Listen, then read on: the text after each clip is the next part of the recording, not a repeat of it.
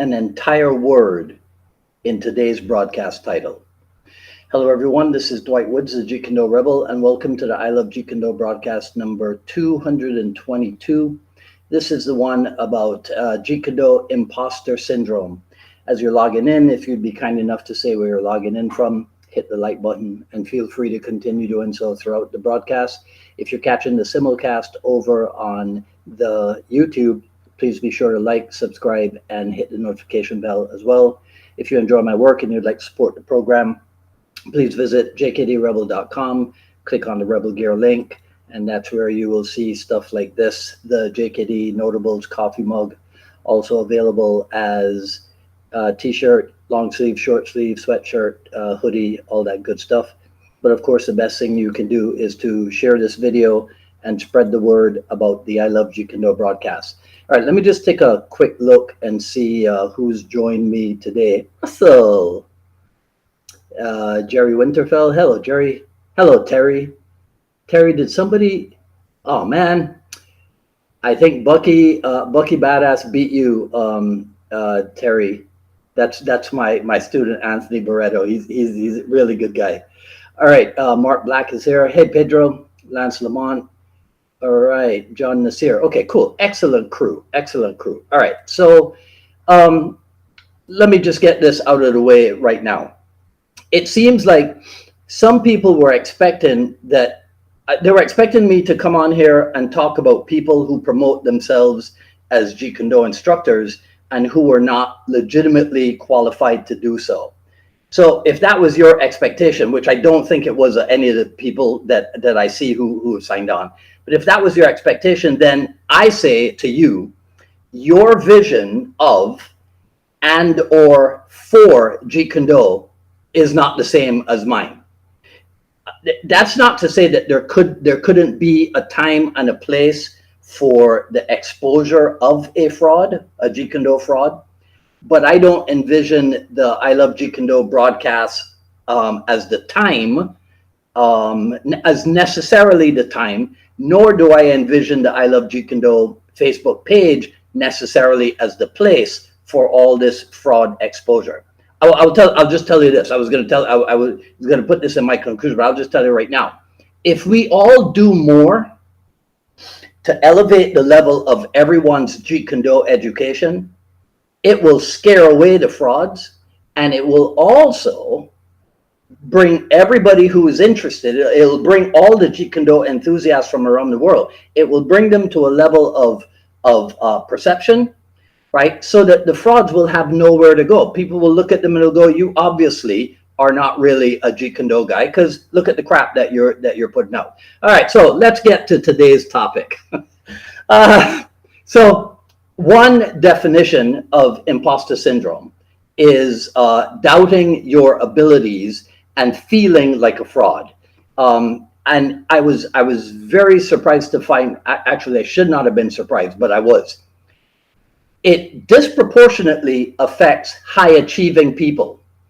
High achieving people who, however, find it difficult to accept their achievements.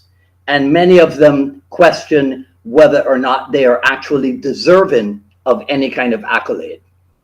So I could be wrong about this, but I say, if anybody knows this story, I seem to recall hearing George Foreman say that at one point in his boxing career, he would go so fast and hard early on because he felt deep inside that he didn't really belong in the world of professional boxing. So he would go hard and fast and try to knock people out and get it all over with because he felt that he was in the wrong spot. Now, I could be wrong about George Foreman. But I seem to recall that it was him who said it, but I couldn't find the recording of it. So I apologize. He'll never hear this, but I apologize if I'm actually speaking about somebody else and ascribing it to George Foreman. So I'll tell you what I found out about imposter syndrome and a little bit of my experiences with it. So there's a doctor, Valerie Young, and there is actually a thing called the Imposter Syndrome Institute, right? I suspect it's not an actual building, it's just a website. But over there, Dr. Brown breaks the syndrome down into 5 versions. So there's the perfectionist, whose primary focus is on how something is done. And this includes how the work is conducted and how it turns out. So this is the type of person who can't be happy with scoring 99%, right? So what I've learned about so here's the thing, right? So perfectionism is I might even call it a sin, right?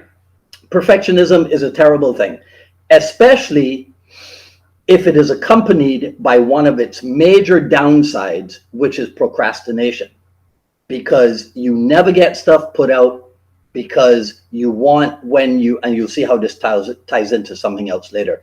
You don't get stuff put out because you want, when you put stuff out, that it is perfect. So it leads you to procrastinating all the time instead of just getting stuff done. So that's the downside of perfectionism. However, here's another discovery of mine. If you can turn that perfectionism around into your training, the reason why I emphasize for myself and my students that you aim to be perfect in how you perform is because, and Russell might remember this, Dwightism, on the road to perfection, proficiency is attained. So that's why you aim to be unblemished in the way that you do things. On the road to perfection, proficiency is attained, because we know that perfection is not possible, but we use it to rework the way our minds go and to drive our bodies. Okay, moving on. Number 2 version, the expert. The expert is the knowledge version of the perfectionist, right? So the expert now is concerned on what and how much knowledge there is. And so the expert might impose upon him or herself that they should know everything. So even a minor lack of knowledge is a disgrace to them. So the way I've seen this is the instructor who thinks that you got to train in everything, because if you don't know everything, then your students will run off and join another school, right? Another version is instructors who they're certified in the same art by many different people, right? And an important quality, important thing to notice about the expert imposter is that the expert is not necessarily working on perfection. You see, because the expert is just interested in the knowledge version of the perfectionist. They want to appear to have all the knowledge because that's where their security comes from. If I know everything, then nobody will want to go anywhere other than to me, right? The soloist cares, as it says on the website, mostly about who completes the task, right? So I'll just cut to the chase. The soloist is the one who ends up imposing upon himself, speaking from personal experience, that you can't depend on anybody else to do it. If you want it done right, you got to do it yourself. And so you end up working yourself doggedly, right? Because you have to do everything. Case in point, when I moved to Miami, I grew up all my life in the islands. I don't know, I never bought a car. I never needed a car in the islands. When I moved to Miami, I needed to get a car. I don't know anything about buying a car, not in the islands, far less buying a car in the big country. So instead of asking somebody like my good friend for almost 40 years, Chip Kelly, who was born and raised in Miami, instead of asking Chip for help on how to buy a car, I go do it by myself. I end up paying for a brand new Honda Civic DX, not even an EX, right? A brand new Honda Civic DX with no external right side mirror and no cassette player. But I needed to have a brand new car. I could have gotten, for just a few dollars more, I could have gotten a pre-owned we called them used in the old days, a pre-owned, fully loaded Honda Prelude, but it wasn't brand new. So idiot me, because I am the soloist, I got to do it all by myself. I can't ask for help. Ended up with a Civic DX. I could have gotten a Prelude. Anyhow, moving on, the natural genius. The natural genius also cares about the how, and in addition cares about the when.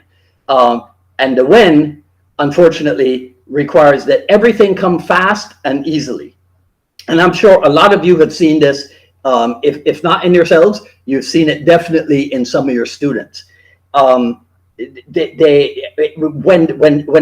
it's the instructor perceives that if you have to struggle to master a subject or a skill, and again, like I said earlier, if your first effort is not a masterpiece, then that's a failure. So, downside of that is when you hear people, because they would have to struggle to gain the knowledge in martial art, to gain an extra ability, you will hear them start to criticize other people. Oh, that's not Jeet Kune because he's adding this and he's adding that, right? And even worse, they'll make up stories to kind of indicate why something is not important, right? So a lot of the people who avoided, let's say, the grappling in the early days, right, because it meant having to go outside of their comfort zone, right, and struggle to achieve skill and ability in something else. And then the final one is the super person. I'm being politically correct, right? So the super person measures competence on how many things they can juggle simultaneously. So if you fall short in any role, as a parent, as instructor, as a friend, whatever, then all of that evokes shame because they feel like they should be able to handle it all, and handle it all, again, perfectly and easily, right? So I remember one time back in Barbados, I had a nervous breakdown in front of a girlfriend. Alcohol was involved, and I can remember to this day, as my brain is not itself, I can remember struggling to control my brain and control what came out of my mouth as I was in the midst of this meltdown in front of this gorgeous girl. Anyhow, right? So here's the deal. No matter which version or which combination of versions of imposter syndrome you might suffer with, a way out is through a change in and a change of perspective. A change in perspective and a change of perspective. Adopt a frame of reference that says, I am and I can. So one of my business mentors, Jim Edwards, he makes the suggestion to take the time to make an inventory of an inventory list of a lot of the things that you've done, right? I'll tell you one thing that a lot of Jeet Kune people, I think, do not give themselves credit for. Most of us went in pursuit. A lot of us, more people just went to whatever martial arts school was down the street from their house. JKD people went in pursuit. So if you had to get on a plane from Barbados to LA, from New York to LA, from England to LA, from Scotland to LA, I mean, because we know literally people came from all over the world to Los Angeles to train with different members of the JKD clan. And sometimes we don't give ourselves credit for having the hunger to pursue that knowledge. We also do not give ourselves that, because a lot of knowledge in JKD, as the founder himself said, a lot of knowledge in JKD comes from your own personal investment. Yes, you get stuff from your instructor, but we got to crank out. We got to put the time in, because Jeet Kune knowledge is a thing that comes from inside. So sometimes we don't give ourselves credit for how industrious we may have been in our pursuit of the knowledge. So as Jim Edwards says, the education that you have gained through self-study. He also talks about pricing, and this is something that I have seen and that I went through for a period of time as well. Again, because people don't give themselves credit for what they have done, they price themselves unrealistically. Like I can remember when people used to talk about you find out who charges the most, who charges the least, and then you put yourself in the middle. Well, it sounds logical, but actually you charge what you need to charge. And you charge, so Jim Edwards says, take yourself out of the equation. Charge for the result that people will get from what you teach them, right?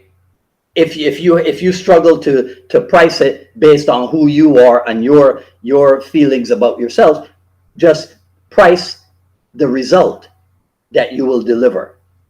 Okay. Going back to the inventory list of things that you've done, there was a suggestion that on a daily basis, now this is a stretch, I admit, on a daily basis, write down a list of 10, this many, look, this many, or this many if you use one hand, right? 10 wins from during the day. Now that's tough, but I'll give you an example. If you were able to wake up on time, get to the park and work out, get home, shower, breakfast, get on the train in time to get 20 miles away to your private client. That's a win, because you're able to coordinate all that stuff. So it could be, the idea behind this is if you can stretch yourself to list on a daily basis 10 things that you were successful at, that will work really well on your mindset, right? And lastly, this was the gem that I got from Jim and Stu. For those who suffer from fear of criticism, right? Ask yourself this, okay? Now, this is the major takeaway, I think, for the 17 minutes I've been yammering away at you guys. Why would you accept criticism from someone from whom you wouldn't even take advice? All right. Okay. That's enough of me for today. You guys let me know what you think in the comments below. That's all I got to say about this video. If you like what you heard, please comment, rate, subscribe, hit the notification bell. Follow me on Twitter at Dwight Woods and on Instagram at Dwight D. Woods. You can pick up the raw but edited. Oh, I just realized something. I forgot to show you guys this. So that's a graphic that I should have put up earlier, but I got carried away. Right. Anyhow, if you want a copy of this, just put it in the comments or email me at jkdrebel and I'll get it to you. Right. At paypal.me/unifiedma Miami. So I told you a little bit just now, a couple of stories about my whole journey, as part of my journey as an instructor. If you want to delve more deeply into this, at paypal.me/unifiedma Miami, you can pick up the raw but edited version of the Jeet Kune Journey Volume 1. All right, and I think that is it for today. Coming up on Friday, April 8th, Jeet Kune Dialogues episode with Zane Isaacs of Championship MMA, and that should be at 6 p.m. Eastern Time, regular time. Today is, you can already see it, an indigo shirt, right? And that's it. All right, so I'll see some of you guys maybe on Friday. If not, I'll see you next week for another issue of the I Love Jeet Kune broadcast. Until then, this is Dwight Woods, the Jeet Kune Rebel, signing off. Enjoy the rest of your evening. Take care. Talk soon.